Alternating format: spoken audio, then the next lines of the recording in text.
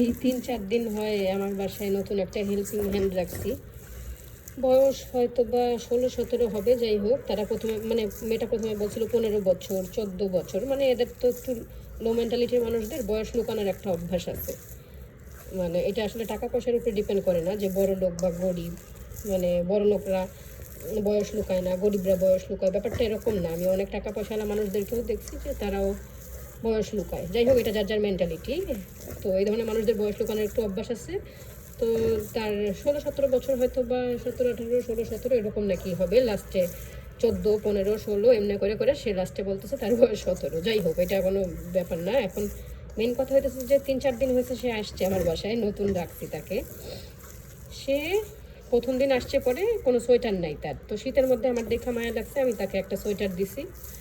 প্রথম দিন সে আমার কাছে চায়ও নাই, আমি নিজের থেকেই দিছি। আমি জিজ্ঞেস করলাম যে তোমার সোয়েটার নেই এই শীতের মধ্যে, তুমি শীত লাগে না? বললো যে না, নাই।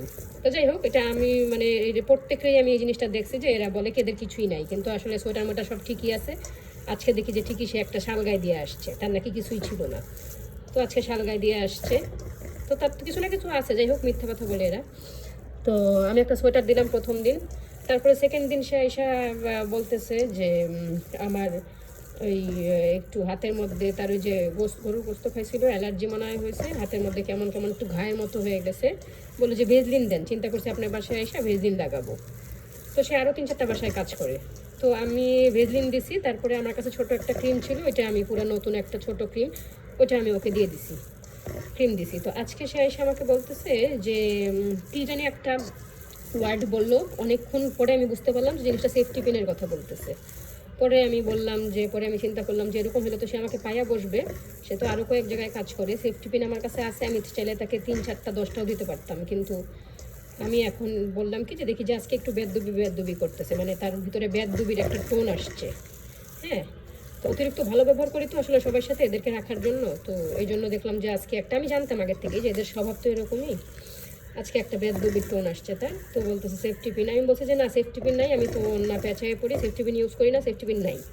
পরে সে বলতেছে তাহলে কি আছে আপনার বাসায়? সেফটি পিনও নাই, কিছুই নাই, আয়না আছে, আয়না দেখতে পারবো? পরে আমি বললাম যে তখন আমার মেজাজটা একটু খারাপ হয়েছে, কারণ সে আজকে সমানে তার বেদবি করতেছে। তো এই জন্য আমি আজকে বললাম যে না সেফটি পিন নাই, প্রথম দিন তো তোমাকে আমি সোয়েটার দিলাম, সেকেন্ড দিন তোমাকে আমি ক্রিম দিলাম, তো সেফটি পিনটা তুমি এখন যে বাসায় যাবা সেই বাসার থেকে চাই নিও। তখন সে বুঝছে যে আমি কথাটা তাকে কি বলছি। পরে বললো যে না আপনার সাথে ফ্রি মাইন্ডেড, তো ফ্রি মাইন্ডে আপনার সাথে কথা বলে তো সব, এই জন্য বললাম আর কি। আমি বললাম যে না ফ্রি মাইন্ডে কথা বলো ঠিক আছে, কিন্তু অন্যান্য বাসায়ও একটু চাবা, নাহলে তো বুঝবা না কে কীরকম, ভালো খারাপের মধ্যে বোঝার জন্য অন্যান্য বাসায়ও একটু চাবা, বুঝছো? আমার বাসায় সবই আছে, আয়নাও আছে, সব কিছুই আছে, সেফটি পিনটা নাই, সেফটি পিনটা অন্য বাসায় কারো থেকে চাই নিও, কারণ আমি তোমাকে সোয়েটার দিছি ৩-৪ দিনের মধ্যেই, সোয়েটার দিছি, ক্রিম দিছি, তো তুমি সেফটি পিনটা অন্য কারো বাসার থেকে চাই নিও, এটা বললাম। তো সে বুঝছে আমি তাকে কি বলছি।